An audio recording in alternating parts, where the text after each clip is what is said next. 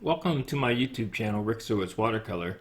You can subscribe by clicking on the subscribe button in the lower right hand corner anytime during this video. This is the narrated step-by-step tutorial for my painting, Old Hinge. The photograph on the right was a reference and inspiration for this painting. Before I begin, I'll review the four colors used to accomplish this painting: quinacridone gold, quinacridone burnt orange, Halloween orange, and royal blue. This is my pencil sketch. I'm working on a 11 by 15 inch sheet of 140 pound cold press watercolor paper. I've drawn enough detail to give an indication where the major components and forms are in the composition. However, I didn't get to the level where I'm drawing the grain of the wood or each little crack. I'm going to begin by putting down a middle value wash. And since I've only used four colors for this painting, there's not a lot of guesswork in what colors I'm using. A lot of the painting will be done using quinacridone burnt orange, quinacridone gold, and royal blue. And at some points I'll use some Halloween orange, but not a lot. So as I put these washes down, the differences you're going to see are varying ratios of those three main paints that I'm using. And there's a variety of tone in the wood. Some of it's very bright, some of it's toned down. So I'll be working with both warm and cool washes, and there'll be variegated washes that will marry these colors together on the paper. A lot of the painting I'll be doing will be working wet on dry, but I'll also do quite a bit of wet on wet throughout the painting as I charge the washes with the opposite temperature of color. So here I have a kind of a warm orange wash, and I've come in with a mixture that's leaning more towards the royal blue and cooler tone, and I'm letting that just kind of mingle with that orange tone, and it's still part of the same wash that I'm laying down, but I'm changing back and forth between warm and cool as I apply this mixture. It's all still pretty much a middle value.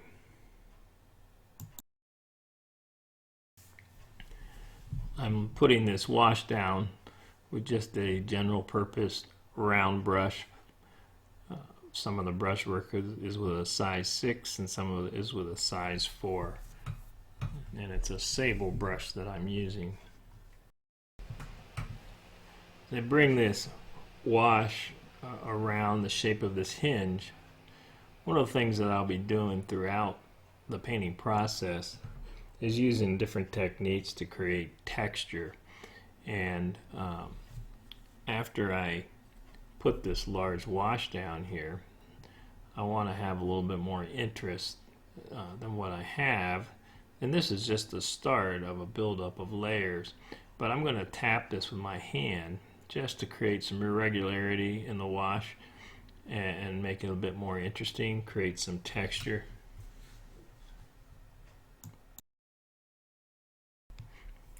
Now I'm going to take a 1/2 inch flat brush, and it has a little bit of paint on it, but it also is moving paint as I make this these brush strokes because the paint is still wet.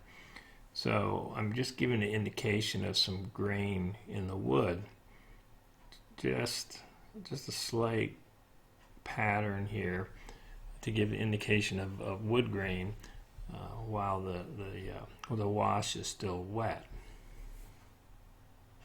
So as I put that brush mark down, the edge softens up a little bit, and at the same time I'm doing a little lifting. Just various techniques to create a variety of texture and pattern.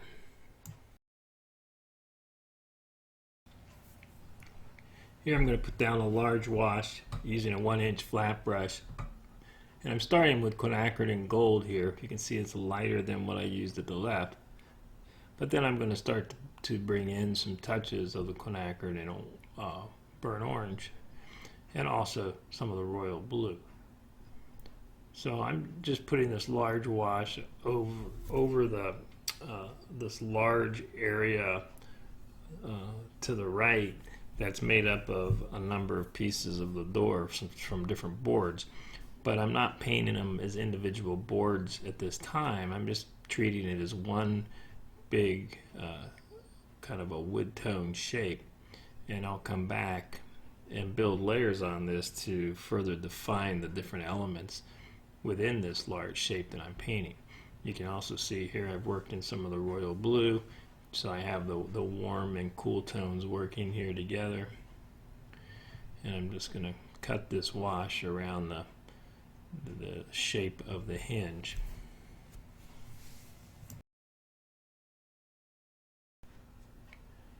Here I'm continuing this wash with a 1-inch flat brush, and you can see I've added a bit more burnt orange to the mixture, and I'm bringing in some royal blue also. And as I make these changes and these transitions, I'm just giving suggestions of some of the color temperature and the tone that I'm using from what I see in my reference, although I'm not trying to just copy it exactly. I'm just trying to pick up some of the color notes and distribute them throughout my composition. I'm going to insert the reference photo in the top left corner briefly. And you can start to see how there's just this variation of tone in the various pieces of wood that are in the composition. Some are a little brighter, a little warmer than others, but there's dripped varnish and stain. There's a variety of wood textures, and I'm just going to try and pick some of the feeling of that up as I develop this painting. When I'm painting something like this, I try to think in layers.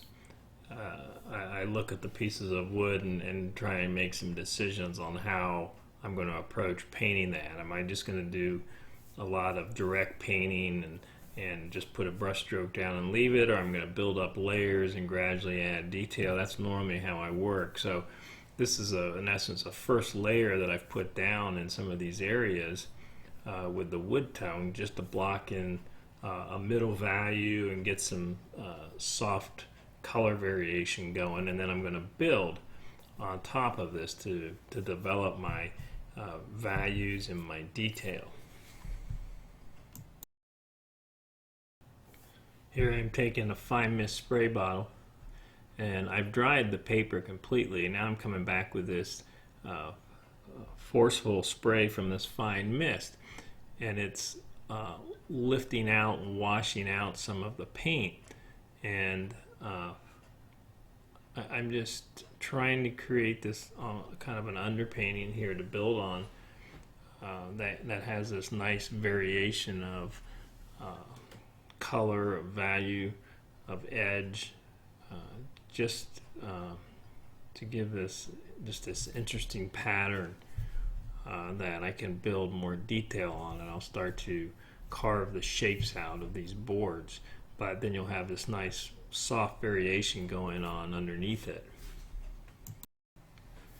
I'm going to get closer to the paper, and I'm going to start to spray the feeling of some of the grain of the wood into what I've put down. So this was dried, and then I've come back with a spray, and I'm getting very close, and it's now very wet, but I can still spray within it. Here you can see I start to create this pattern, and it helps create direction. I mean, these boards are pointing different ways, and the grain of the wood's going different ways. So this is an interesting way to create that pattern and that direction as I'll start to continue to build and manipulate the surface here to give the feeling that it's this old weathered board. The painting is wet from the spray, and now I'm going to take a middle value here, a very fluid mixture, and I'm going to just drop some of that in to the water that I have floating here on this paper, and I'm working at about a 20-degree angle. So there's a gravity pulling this paint that I'm putting on down. But I want this to start to give the suggestion of some of this varnish that ran in this wood, and I'll play that up a little bit as this develops further, but this just gives kind of a gradual softness underneath the more detailed brushwork that I'll do.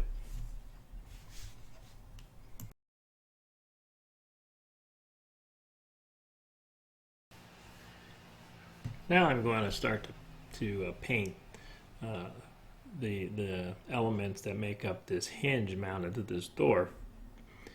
And again, I'm still using the same colors, however now the mixture is leaning more towards neutral gray and royal blue.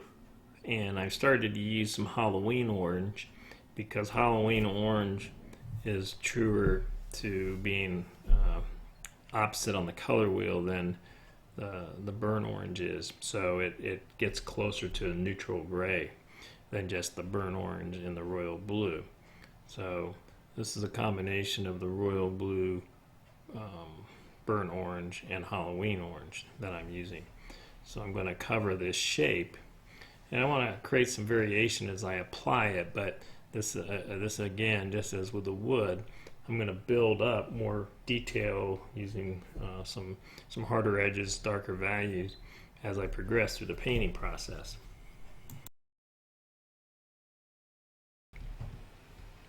So here I continue to apply the gray tones to the hinge, and hopefully you can start to see where there's some variation in the wash. It's not a flat wash. There's a slight modulation of value and also warm and cool within it. And then some areas here I'm trying to create some texture with just a low moisture brush stroke.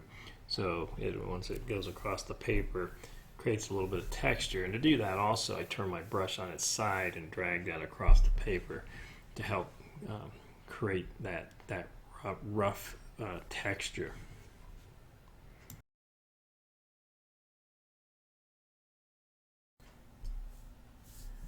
Here you can see to the left of where I'm painting right now, where some of that wash I've put has gotten much lighter. And if you look close, you can see some temperature change. There's some of it where it has a little bit more of the orange in it, so it gets a little warm.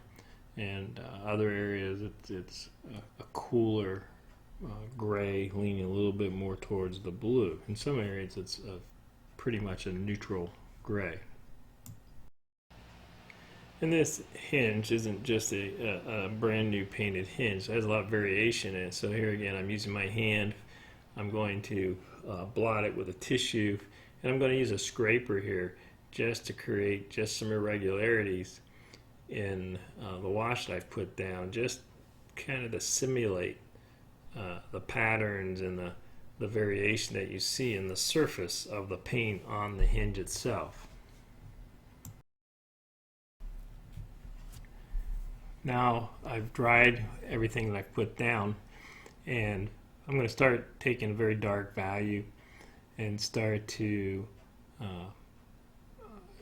define the individual components of this composition a bit more, start to get these cracks and crevices and dark shadows that start to define the forms and the elements that are making up this composition. So still working with the same colors, and to get this very dark value, my mixture has a much denser ratio of pigment to water.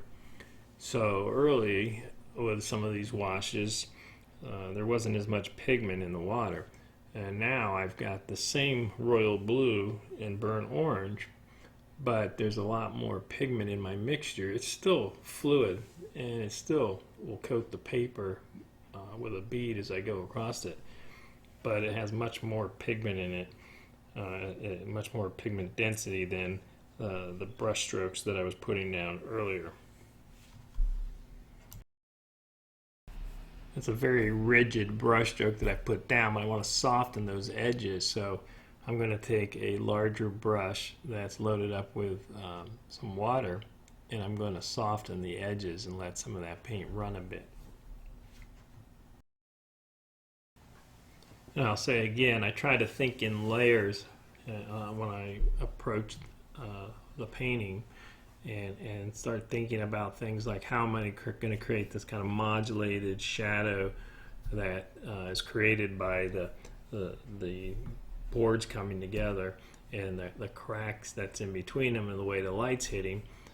There's a combination of this soft shading and a very dark, more rigid line, because there is actually a crack there, a seam between the two boards. So I create this softer portion of it first, and I'll come back with some brushwork that's a little bit more rigid and dark value to give the indication of the separation there between the two boards. I'm going to continue with that dark value here, give an indication where these boards are coming together, and just using this dark value mixture. Even within this dark value, you're going to see some modulation from warm to cool.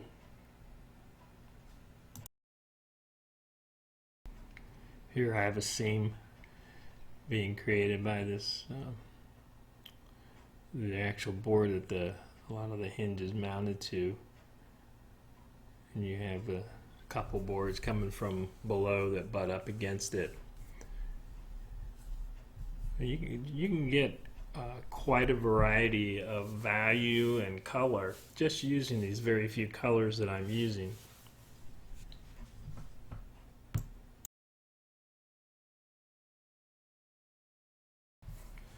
As I've moved to the right here, there's an area where there's a larger area of a cast shadow because of the way the boards are in the light. And as that shadow comes down, it starts to get a little warmer feel to it. So I'll take that wash that I'm applying and start to change it over to a burnt orange, a dark burnt orange wash. So you can see, if you look close, the transition within this dark value going from cool to warm.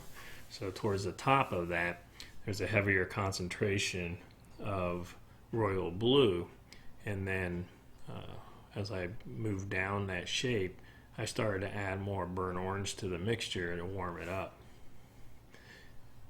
Now you can see that combination of that very dark, warm, and cool contrasting against that lower right hand corner where that kind of a bright wash was, but the fact that I've positioned this very dark value beside it is really starting to set off that lower right hand corner.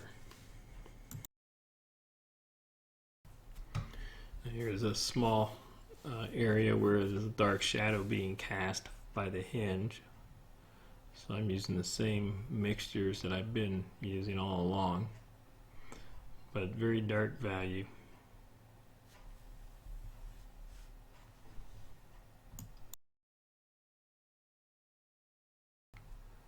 Here I'm just going to start to add some of the detail that helps define a little bit more of the edges and some of the dark pockets of shadow within the painting, within the composition. One of the challenges when filming something like this is trying to keep the work at a comfortable angle. Normally when I'm not filming, I would be moving my board around so that it's in a position where I can make a comfortable brush stroke, straight brush stroke. And that's hard to do though when you're filming. So a couple of these angles are a little tough for me in making my brush strokes, but we'll manage.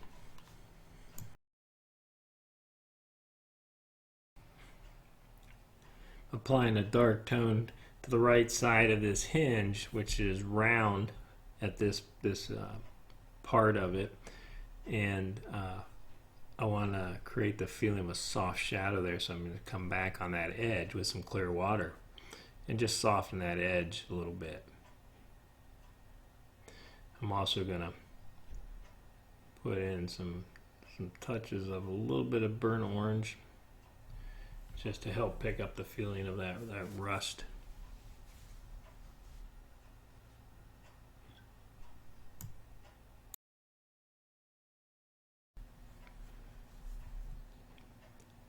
Taking this a dark value here that's leaning more towards the blue, a cool tone, to lay in the shadows that are being created by these bolts that are holding this hinge on.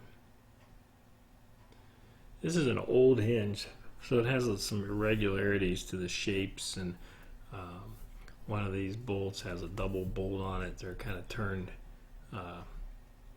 in a different position, so they don't necessarily line up, and you kind of have the corners of one of the bolts sticking out from behind the other bolt. But just put it in this end to give an indication of the shadow, and it helps define the form of the bolt itself.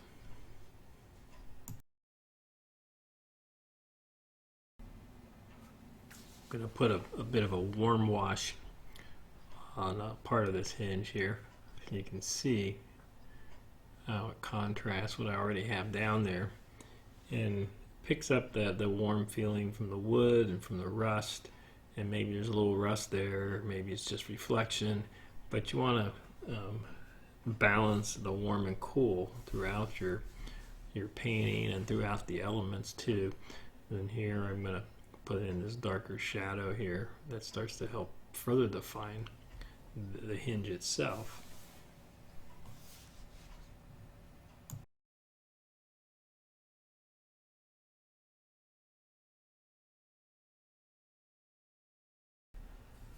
I want to start to define these boards in the top right area.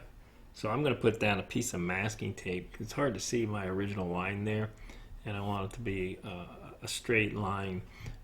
Before I put this masking tape down, I put it on my jeans and then put it on the paper. That way the adhesive isn't as aggressive, and there's less chance it's going to remove any paper.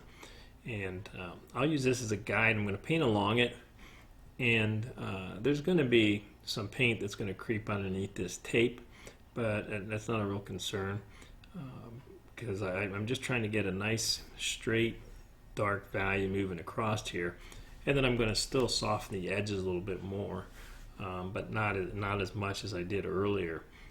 It'll be more controlled, but it'll start to define the separation between these two boards. This is actually a fairly warm mixture that I'm putting down there. And now I'm going to dip my brush in some water, and I'm using a small round brush, so it's not a big wash of water that I'm putting down. You can see it starts to soften that edge a little bit, but it's much more controlled than what it was when I did it the first time. Now I'm going to pull that tape up, and you can see that some of that paint got underneath the tape. So I'm going to take some clear water again on my brush. I'm just going to soften that edge a little bit.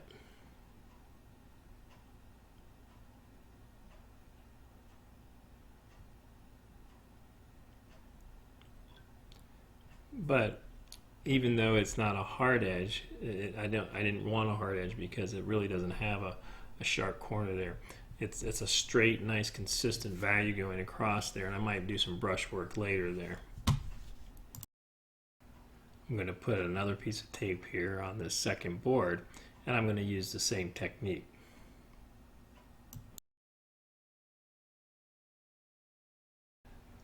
So once again, I'm taking the dark value here along this tape. Even though these boards are old and they're regular in areas, the edges are a little rough. The boards themselves are fairly straight the way these come together. So this tape helps gives me a nice straight dark value that moves across there, and then I'll soften the edges. This time, as I soften the edge, I'm also going to bring in a little bit more color here. So I'm not just using clear water. I'm bringing in a mixture that has some burnt orange in it, and I'm going to take that wash up over that whole shape to give it a stronger orange tone. It's a pretty flat tone at the moment, so that wash there warms it up a little bit, And you can see here I have that edge, and here I'm going to pick up a little bit more of a cast shadow. But you can see how you go from that nice dark value to that warm orange above there, that where the boards come together. But it gives a nice feeling of a shadow, and it's nice and straight. I'm going to take a very dark value and paint around the ends of these boards. And there's a bit of a gap between the end of the board and the one to the left that's perpendicular to it.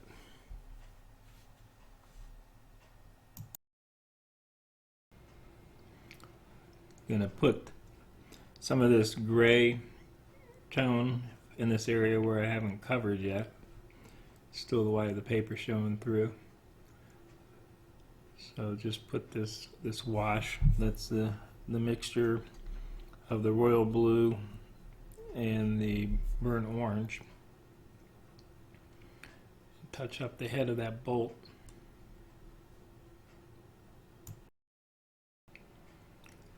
I'm going to put a glaze over top of the rest of this hinge. So I have a darker value here. And this has some of the royal blue with Halloween orange and some of the quinacridone burnt orange. And I'm adding a little bit of water to thin it out. And some of that underpainting that I've done will show through those textures. I want to have this variation in the surface and in the color because this is a weathered hinge that's sitting outside.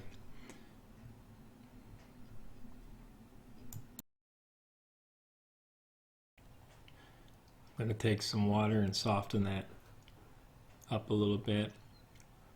You can see there's some areas where I'm bringing in a warmer mixture, some of that orange tone, right along with the more neutral gray that I'm putting down, to give the suggestion that there's some rust and just pick up some of those warm tones from the rest of the composition.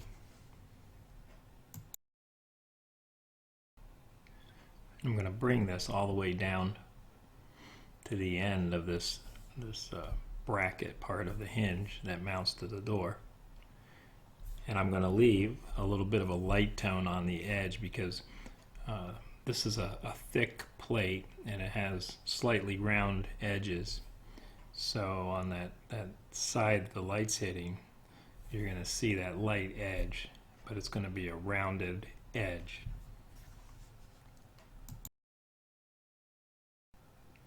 I'm going to work that dark tone around that bolt.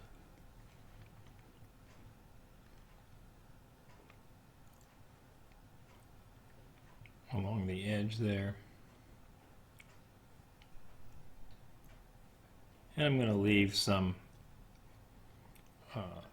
areas of texture and pattern, some light tones here just to give some of that variation in the surface. Some irregularities in the paint.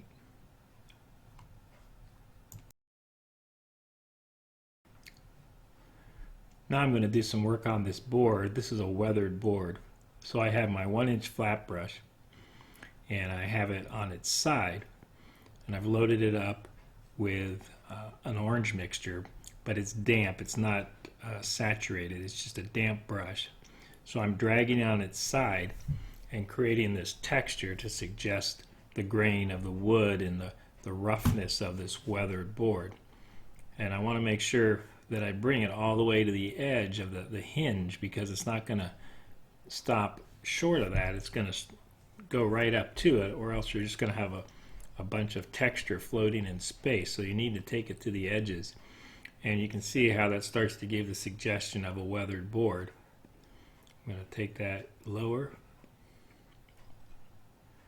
So just using the side of the brush in a damp condition to create this texture and this rough weathered look on this board.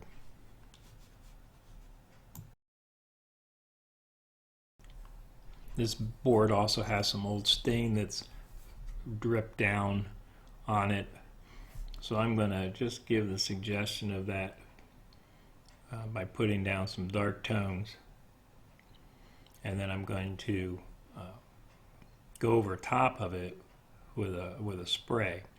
So here I'm taking the fine mist spray. I'm going to just let those colors run. I'm not going to overdo it. I just wanted to give the suggestion of this vertical motion from this stain that's dripped down on this.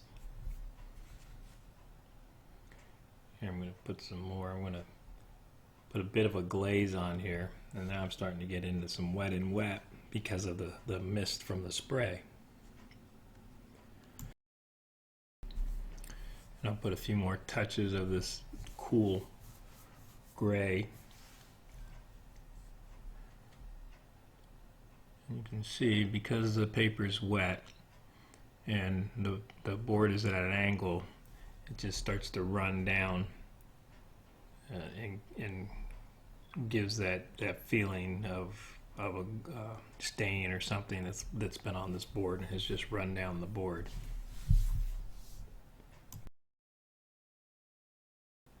And there's some areas too where the wood is darker from the buildup and the age and the dirt and grime that's built up there. So I'm going to take some of that gray and glaze it along with the grain just to make that look weathered. Now to help add a little bit more texture and pattern to this, to suggest the grain, I'm going to take a plastic scraper while this paint can still be pushed, and I'm going to create some light lines in what I've just put down. So that'll just add to the effect that I've already have from dragging the brush and the spray and letting paint run down. But this is directional, so this is intended to go with the grain of the wood.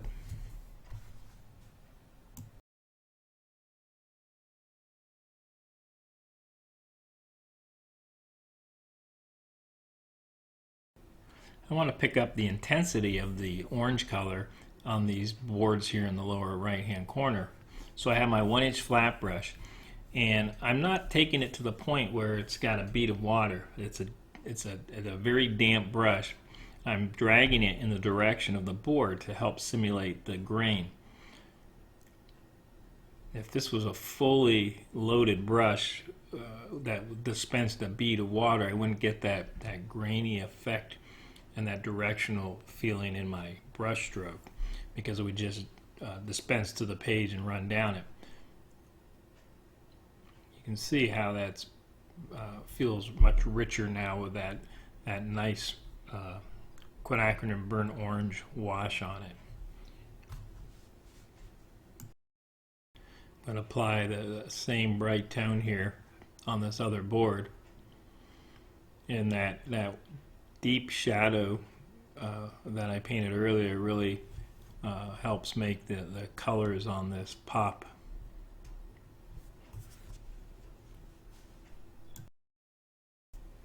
I want some more texture in here and more of the grain, so I'm going to take my scraper again.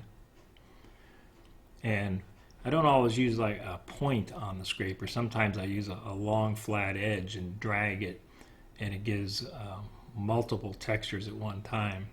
But other times I'll use the end like I am here and just scrape a single line. So the paper is damp. It has a sheen to it, so I can push the paint and leave a lighter tone. If it dries much more, I'm not going to be able to do that.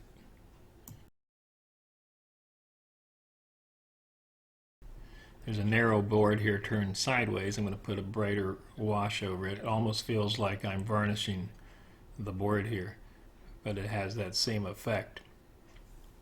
And I'm going to leave a little bit of it, that light tone, just to suggest that wood's been scraped and there's some light hitting it.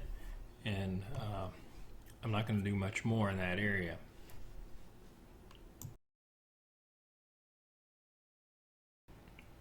I'm going to strengthen this other board not quite as strong as the ones I just did, but a similar manner. Again, it almost feels like I'm staining and varnishing this board, but it's not quite as solid as the stain on the other board over there, but just enough. So I don't want that bead of water flowing. I'm not trying to put a flat, even wash. I'm trying to leave some texture and the suggestion of wood grain with my brush strokes. I want to create some more texture here. There's some splatter on this door.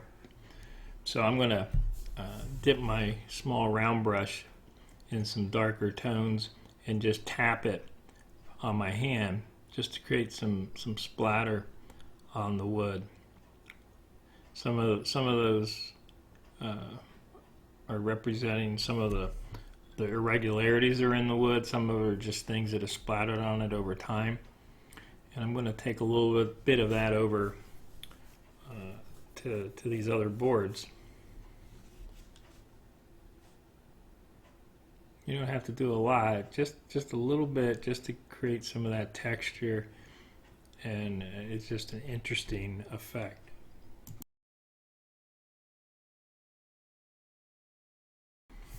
I want these areas in between the boards to feel a little deeper of a seam or a crack there in between them, so I'm going over these areas with a darker value, just using a round brush and trying to clean up the edge a little bit. Then I'm going to take that same dark tone over to a couple of these other areas where I've put in a dark value, but it's still not quite as dark as it needs to be. So you can see how that additional contrast in that area makes that feel deeper going back in between those boards. So I'm going to do the same here on this other side of that board.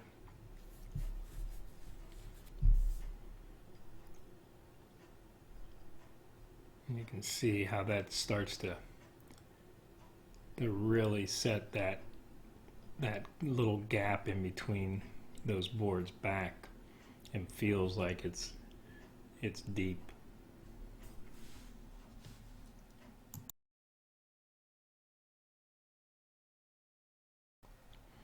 I'm going to apply a little bit more of a more intense orange on this narrow board here, and I'm going to use my round brush to do this. I'm going to be a little bit more intentional with the placement of it than I was on the board below, where I was just using the edge or the side of my 1-inch flat brush.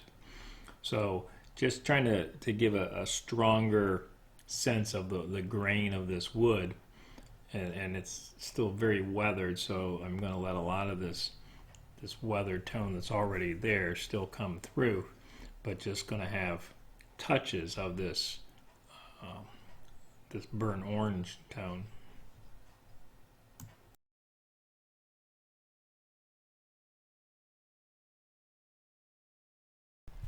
I'm going to put a more even glaze towards the right side of this. So I'm going to glaze over that whole area.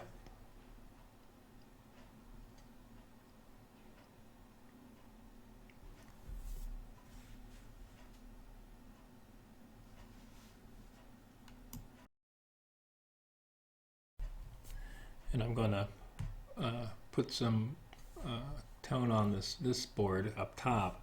I'm going to glaze over that, and this is actually a fairly dark weathered board. It has a lot of grime on it, so I'm going to use some of this cooler mixture that has a bit more blue in it and glaze over this area. I'm going to take some water too and just let that soften up. It differentiates this board a bit from the other ones.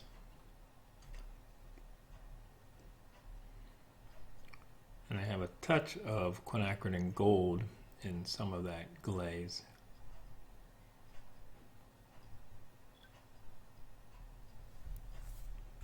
So very intentional in with the direction of my brush strokes here to follow the grain of the wood.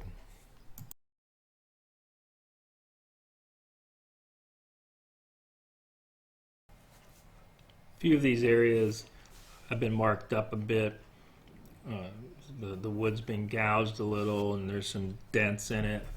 So I'm just going to give a little indication of that. I'm not going to go overboard.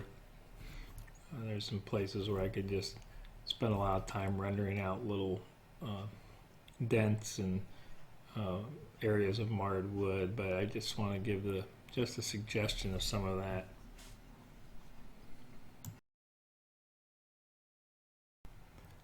Some of these areas on this board are almost gouged with the way the grain has ridges in it. So I'm just going to take a little darker mixture here and just highlight some of those areas where I've indicated there's a strong grain pattern in the wood. Not a lot, just touches of it, just enough to suggest it.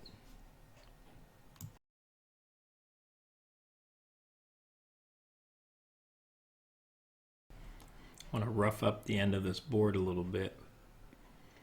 It's split a little bit and cracked. And it goes all the way to the hinge.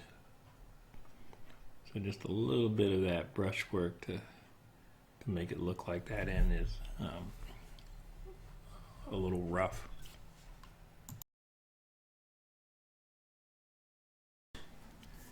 Here I'm taking a dark value. I'm just doing a little bit of detail work here, picking up just some small details in different areas of the composition.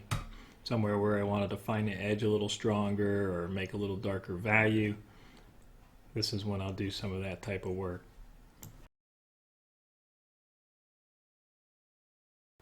I've decided I want to go a little darker on this part of the hinge. So I'm going to glaze over top of this again. Remember, when I come back over and glaze like I am right now, I've made sure that my paper is thoroughly dried. Because if I were to go in on damp paper and do what I'm doing now, I'd have blossoms.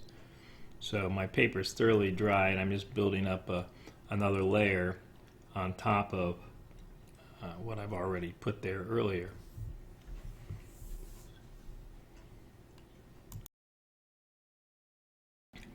So as I apply this, I'll put down a mixture for my palette. Then I'll take some clear water and I'll soften a little bit, and then I'll come back with some more paint and just get a nice variation in this wash. I don't want this to be a solid flat tone on top of this. I want to have some variation. I want to see some of what's underneath coming through. So here, as I apply the more clear water to this, you start to see what's underneath come through, but it's more of a dark middle value that's more appropriate for that flange or that end of the hinge there that mounts. And I've also brought in a little bit of the warm tone.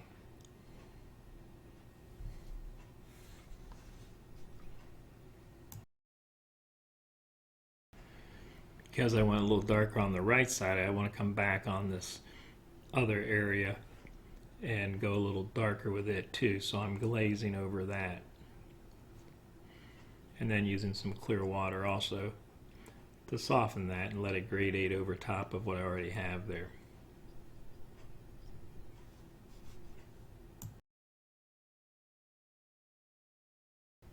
I'm going to take this wash down the left side here.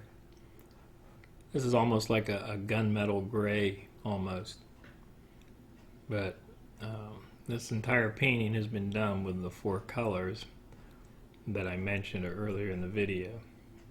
A lot of it's been done with the royal blue and the quinacridone and burnt orange, but there's been some with the quinacridone and gold, and also that Halloween orange when I want to get that closer to a neutral gray.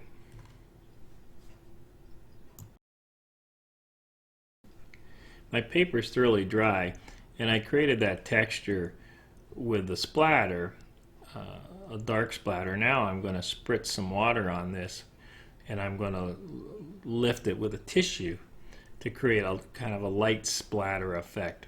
It's not going to be strong, it's just going to be subtle.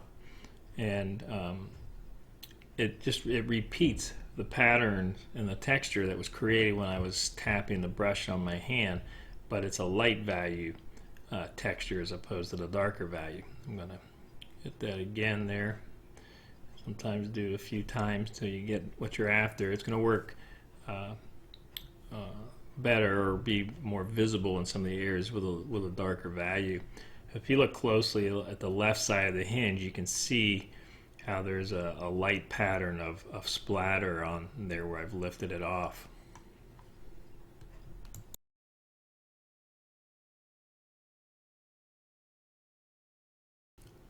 And a few final touches here. I'm going to take a dark value, just lightly touch a dark valued line across there, just to help strengthen that separation between the two boards and make that feel again deeper, like it is in some of those other areas. I'm going to get this other area here underneath this other board,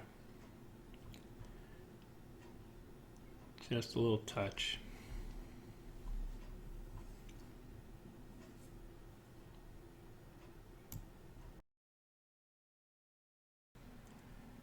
And now I'm going to put a white mat on this to get a good look at it. And there you have my painting, Old Hinge.